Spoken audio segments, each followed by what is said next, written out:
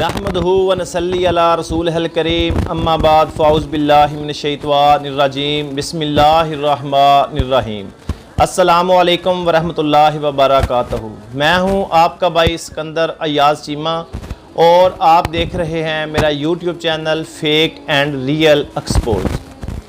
آج کا ہمارا بیان ہے ذو الحجہ کے 10 دنوں میں بال ناخن وغیرہ کاٹنے کا شرعی حکم۔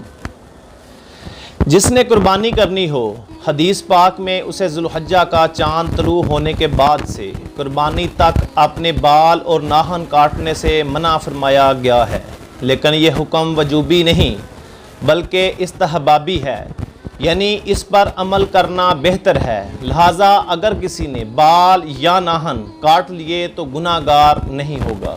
صحیح مسلم میں حضرت ام سلمہ رضی اللہ تعالی عنہا سے مروی ہے کہ رسول اللہ صلی اللہ علیہ وآلہ وسلم نے فرمایا، جس کے پاس قربانی کے لیے جانور ہو تو جب ذو الحجہ کا چاند طلوع ہو جائے وہ اپنے بالوں اور ناخنوں سے کچھ بھی نہ کاٹے حتیٰ کہ قربانی کر لے۔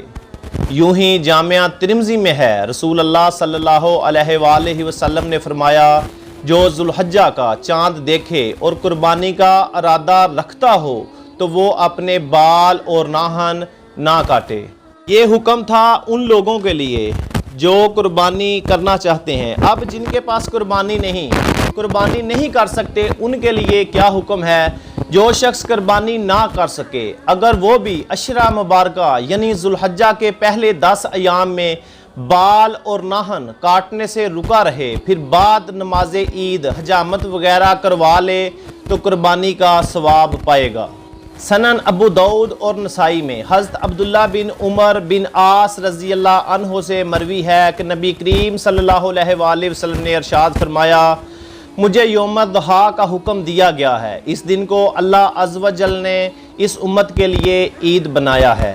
ایک شخص نے عرض کی، یا رسول اللہ صلی اللہ علیہ وآلہ وسلم، اگر میرے پاس ادھار لیے گئے جانور کے سوا کوئی جانور نہ ہو تو کیا اس کی قربانی کر دوں؟ رسول اللہ صلی اللہ علیہ وآلہ وسلم نے فرمایا، ہاں، تم اپنے بال ناخن اور مونچھیں تراشو اور موئے زیر ناف مونڈ لو، اس میں تمہاری قربانی اللہ عز و جل کے ہاں پوری ہو جائے گی۔ اللہ تبارک و تعالیٰ سے دعا کرتے ہیں کہ اللہ تبارک و تعالیٰ ہمیں دین میں سمجھ عطا کرے۔